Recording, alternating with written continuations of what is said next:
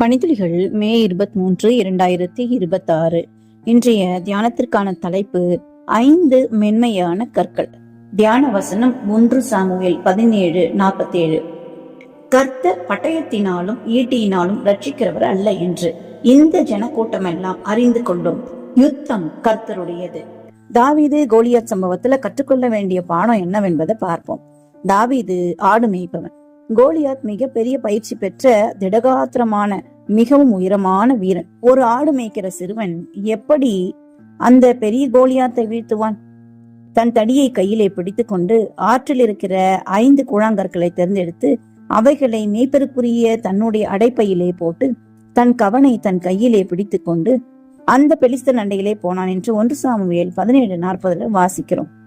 இந்த வசனத்தின்படி தாவீது வாளையோ மார்க்கவசத்தையோ கேடகத்தையோ தலைக்கவசத்தையோ அணியவில்லை, எடுத்து செல்லவும் இல்லை.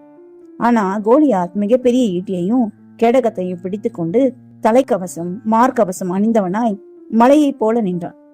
அவன் பார்வையில தாவீது மிகச்சிறிய குன்று போல காட்சி. அந்த பெலிஸ்தர் அண்டையிலே போனான் என்று 1 சாமுவேல் 17:40 வாசிக்கிறோம்.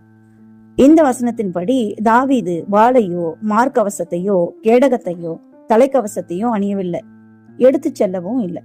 ஆனா கோலியாத் மிகப்பெரிய ஈட்டியையும் கேடகத்தையும் பிடித்து கொண்டு தலைக்கவசம் மார்க்கவசம் அணிந்தவனாய் மலையை போல நின்றான். அவன் பார்வையில தாவீது மிகச்சிறிய குன்று போல காட்சியளித்தார். மேலும் கோலியாத் தாவீதை பார்த்து ஏளனமாக சிரித்தான். ஆனாலும் தாவீது கோலியாத்தை ஒரு சிறு கல்லை எறிந்து அவனை வீழ்த்தினான். இந்த ரகசியம் அல்லது மகத்துவம் என்னவென்று ஆராய்ந்து பார்ப்போம். தாவீது 5 கூழாங்கற்களையும் கவனையும் எடுத்துக்கொண்டு கோலியாத்தோடு போர் செய்ய சென்றான். மென்மையான கூழாங்கற்கள் ஆற்றிலிருந்து எடுக்கப்பட்டவை. ஆற்றில் விழுந்த கற்கள் தண்ணீரின் வேகத்தினால உருண்டு திரண்டு வரும்போது அதன் கூர்மை மற்றும் முரட்டுத்தனங்கள் நீங்கி மென்மையான உருளையான அழகான கல்லாக மாறுகிறது. இந்நிகழ்வு ஆன்மீக தாக்கங்களை கொண்டுள்ளது. அதாவது நம்மில் உள்ள கோபம், முரட்டுத்தனம், பொறாமை, எரிச்சல், பகைமை இப்படி மோசமான குணங்கள் தேவநீதியாகிய அவரது வார்த்தைகளை எப்போதும் தியானித்துக் கொண்டிருந்தால் உயிருள்ள கண்மலையாகிய கிறிஸ்து நமக்கு அரணாயிருப்பார். ஆவியின் கனிகளை பெற்றுக்கொள்வோம். அப்படி இருக்கும்போது எதையும் எதிர்கொள்ள நமக்கு துணை நிற்பார் ஆண்டவர்.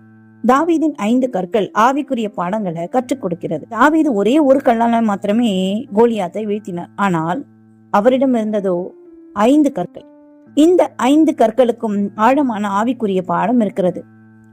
நம்மில் காணப்பட வேண்டிய 1ஆம் கல் விசுவாசம், 2ஆம் கல் கீழ்ப்படிதல், 3ஆம் கல் ஊழியம், 4ஆம் கல் ஜெபம், 5ஆம் கல் ஆவியானவரின் வழிநடத்துதல்.